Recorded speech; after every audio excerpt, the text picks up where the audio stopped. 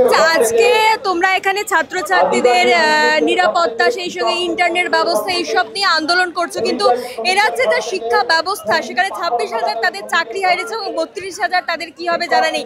ছাত্রছাত্রীদের ভবিষ্যৎ কি এ রাজ্যে? তোমরা যদি একটু খেয়াল করে দেখো, 2024-এর পরিসংখ্যান বলছে 8,270টা স্কুল বন্ধ হয়ে গেছে। তার মধ্যে শুধু এই কলকাতা জেলাতে, কলকাতা ভূগোল বলতে আমরা যা বুঝি, তার মধ্যে প্রাইমারি, আপার প্রাইমারি, কর্পোরেশনের স্কুল সব মিলিয়ে 531টা স্কুল বন্ধ হয়ে গেছে। এবং এই স্কুল বন্ধ হওয়ার মূল কারণ, একদম মূল কারণ হচ্ছে শিক্ষকের অভাব। তারপর দাঁড়িয়ে 26,000 নিয়োগ বাতিল হলো। উত্তর দিনাজপুর, উত্তর 24 পরগনা, কলকাতা, দক্ষিণ 24 পরগনা, শহরতলি তো বটেই, গ্রামে ব্লকের পর ব্লক স্কুলে 11-12 কে পড়াবে কেউ জানে না। 2রা মে আর 7ই মে, 2রা মে মাধ্যমিকের, 7ই মে উচ্চ মাধ্যমিকের রেজাল্ট বেরিয়েছে। আজকে হচ্ছে 16ই জুন, আমরা ছাত্র সমাবেশ করছি। এখনো কলেজগুলোতে ফর্ম ফিল আপ প্রসিডিওর শুরু হয়নি। মাধ্যমিকে রেজিস্ট্রেশন করাচ্ছে, পরীক্ষায় বসছে না। উচ্চ মাধ্যমিকে রেজিস্ট্রেশন করাচ্ছে, পরীক্ষায় বসছে না। ব্যাপক ড্রপ আউট। এই ছবিগুলো থেকেই বোঝা যাচ্ছে আমাদের এই দেশের, এই রাজ্যের সরকারি শিক্ষা ব্যবস্থাকে পুরোপুরি ধ্বংস করার জন্য চেষ্টা করছে।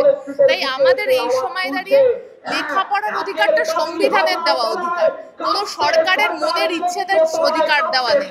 মৌলিক অধিকার হিসেবে 6 থেকে 14 বছর বয়সী বাচ্চাদের লেখাপড়া অবৈতনিকভাবে করতে হবে, রাষ্ট্রকে দায়িত্ব নিতে হবে, আমাদের সংবিধানে বলা রয়েছে। ফলে এই সময় দাঁড়িয়ে শিক্ষার অধিকারকে আমাদের বাঁচাতে হবে, বাঁচানোর জন্য এই সমাবেশ। তোমরা বারংবার বিভিন্ন বিষয় নিয়ে, ছাত্রদের নিরাপত্তা সহ একাধিক বিষয় নিয়ে আন্দোলন করেছো, কিন্তু তা সত্ত্বেও আমরা দেখছি সেই একটা বাচ্চার মিড ডে মিলের যে তার পিছু বরাদ্দ 10 টাকা হয়ে আছে, এবং সেই সঙ্গে প্রচুর শিশু শ্রমিক, তারা হয়তো দিনে 8-10 টাকায় কোনো দোকানে কি থালা বাসন মাজছে। এদের প্রতিকার কি আদেও আন্দোলন করে? তুমি যদি খোঁজ নিয়ে এটাও দেখো, মিড ডে মিলের যে প্রকল্প ছিল তার জন্য যে বরাদ্দ করার কথা ছিল, কেন্দ্রের সরকার লাস্ট বাজেটে 1200 কোটি টাকা কমিয়েছে, 1-2 টাকা নয়।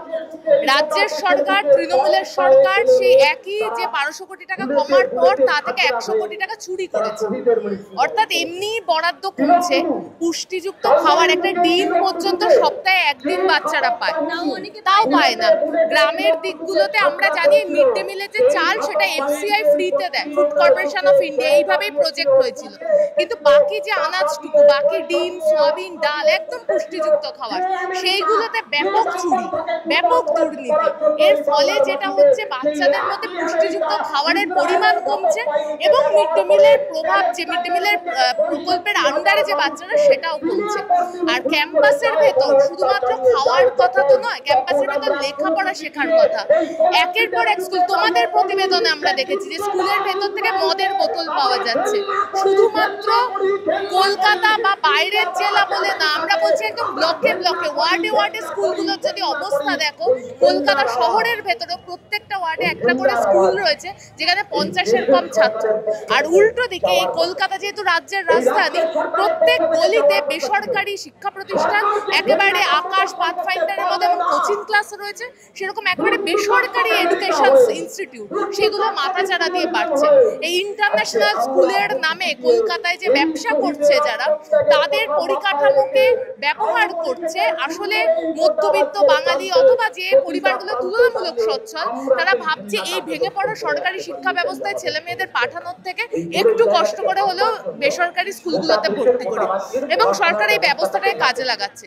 যত পরিকাঠামো মানে ডেভেলপ করার কথা সরকারি স্কুলে, সেটাকে কমানো হচ্ছে। প্রত্যেকদিন দাঁড়িয়ে সরকারের বাজেট, যে আমাদের মূল দাবি, যেটা এসএফআই এর 6% জিডিপির এবং কেন্দ্রীয় বাজেটের 10% শিক্ষা খাতে বরাদ্দ করতে হবে। এখন জিডিপির 2.5% মাত্র বরাদ্দ হয়। এই বছর কেন্দ্রীয় বাজেটের হিসেবে ইউজিসির থেকে প্রায় হচ্ছে তোমার কয়েক হাজার কোটি টাকা বরাদ্দ কেটে নেওয়া হয়েছে। এগুলো তো আসলে বোঝানোর চেষ্টা হচ্ছে সরকারি শিক্ষাকে গলা টিপে মারো আর বেসরকারি শিক্ষা ব্যবস্থাকে প্রাইভেটাইজ করে দেওয়া এবং শিক্ষা ব্যবস্থাকে পুরোপুরি বড় লোকদের হাতে তুলে দেওয়া। কিন্তু বর্তমান দিনে দাঁড়িয়ে যখনই ভোট আসে তখন এই বিষয়গুলো কখনোই তুলে ধরে না শাসক দল বা বিরোধীরা, বা তোমরা তুলে ধরলেও সেগুলো কার্যকর করা যায় না। সেখানে ওই মাসে 1000 টাকা কিংবা 1200 টাকার ভাতাটাই প্রধান দাবি হয়ে দাঁড়ায়। ভোট তো ঠিক করে দিতেই দেয় না।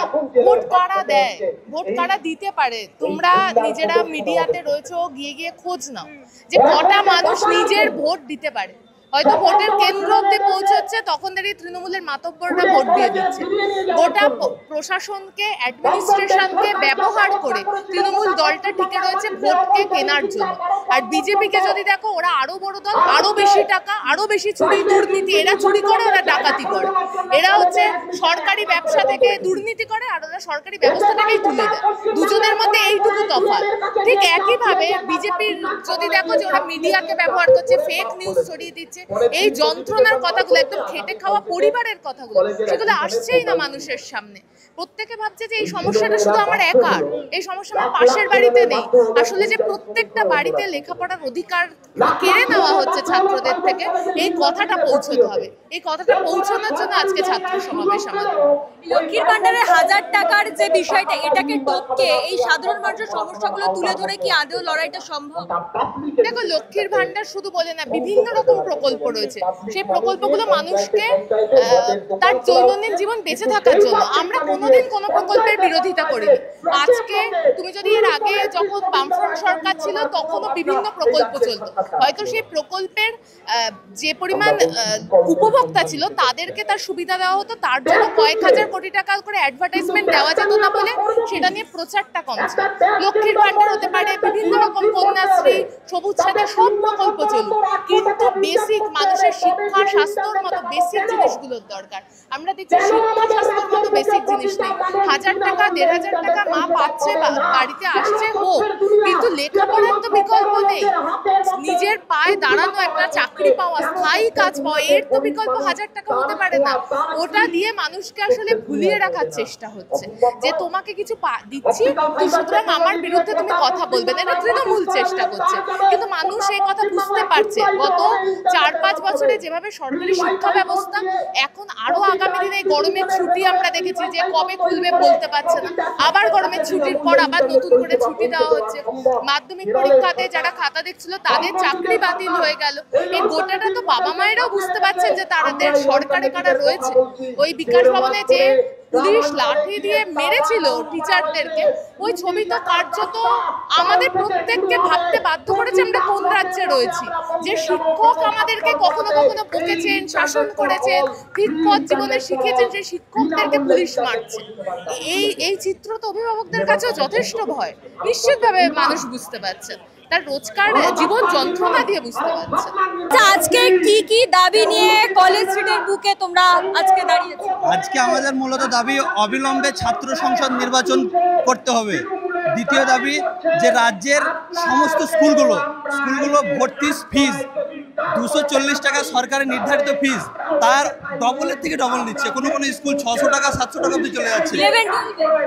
11-12 না প্রত্যেকটা 12-এ 240 টাকা ছাড়িয়ে চলে যাচ্ছে। তৃতীয়ত, যে রাজ্যের সরকার সবার হাতে ট্যাব ধরে দিচ্ছে, ট্যাবটা চালাবে কি করে? মাসিক ইন্টারনেটের খরচা মিনিমাম 300 থেকে সেটা এখন 500 কাছাকাছি চলে গেছে। সেই ইন্টারনেটটাকে ফ্রি ইন্টারনেটের দাবি আমরা জানাচ্ছি এসএফআই পশ্চিমবঙ্গ রাজ্য কমিটি। এই সমস্ত দাবি নিয়ে আমাদের আজ কলেজ স্ট্রিটে সমাবেশ। আচ্ছা, এই রাজ্যে সরকারি শিক্ষা ব্যবস্থা যে জায়গায় দাঁড়িয়ে 26,000 চাকরি হারিয়েছে, 32,000 তাদের চাকরি হারাবে কিনা সেটা নিয়ে এখনো অনিশ্চয়তা রয়েছে। সেই জায়গা থেকে দাঁড়িয়ে তোমরাও এই রাজ্যের শিক্ষা ব্যবস্থার মধ্যে রয়েছো। তোমরা আগামী দিনে সরকারি চাকরির দিকে কি আর যাবে? দেখো, তোমরা তো আগেও দেখিয়েছো, রাজ্যে প্রায় 8,207টি বন্ধ হয়ে গিয়েছে। এরপরেও 3,000-এর লিস্ট শুনছি নাকি আরও 3,000-এর সঙ্গে অ্যাড হবে, এবং বেসরকারি টেসরকারি নিয়ে সমস্ত মোটামুটি 15,000-এর কাছাকাছি সরকারি স্কুল বন্ধ হয়ে যাচ্ছে। কিন্তু রাজ্যের সরকার নতুন করে 22,000 মদের লাইসেন্স দিয়ে দিল।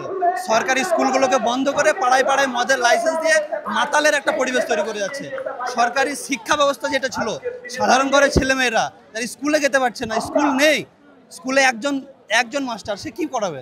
সে তো সিগনেচার করবে না, সে খাতা সারবে না, সে পড়া করাবে। সেই সরকারি স্কুলগুলোকে বাঁচানোর দাবিতে আজকে আমাদের এই সমাবেশ। আচ্ছা, এখনো পর্যন্ত সরকারি কলেজগুলোতে ভর্তির প্রক্রিয়া চালু হয়নি, ওবিসির কারণে সেটা আটকে রয়েছে, এ নিয়ে কি তোমরা কথা বলবে? এর আগে যে নোটিফিকেশন দেয়নি সেই জন্য এসএফআই রাজ্য কমিটি এবং প্রত্যেকটা জেলায় ডিএম এর কাছে এবং প্রত্যেকটা অফিসে যেখানে যে করার এসএফআই রাজ্য কমিটি ডেপুটেশন দিয়েছে, সেই ডেপুটেশনের পরেই তারা নোটিফিকেশন একটা দিয়েছে, দেখবেন এখন ভর্তি পুনরায় চালু হবে, যেটা এতদিন হয়নি সেটা নতুন করে শুরু করার জন্য নোটিফিকেশন দিয়ে দিয়েছে অলরেডি। আচ্ছা, যে বাচ্চাটা মিড ডে মিলে প্রত্যেকদিন 10 টাকার খাবার খাচ্ছে, যে বাচ্চাটা এখানে কলেজ স্ট্রিটেই দাঁড়িয়ে কোনো দোকানে থালা বাসন মেজে 8 টাকা পাচ্ছে দিনে, তাদের জন্য এসএফআই ছাত্র সংগঠন কি করবে? তাদের জন্যই তো আমাদের লড়াই, কারণ এই সরকার সরকারি স্কুলগুলোকে বন্ধ করে বেসরকারি স্কুলগুলোকে সামনে আনার চেষ্টা করছে।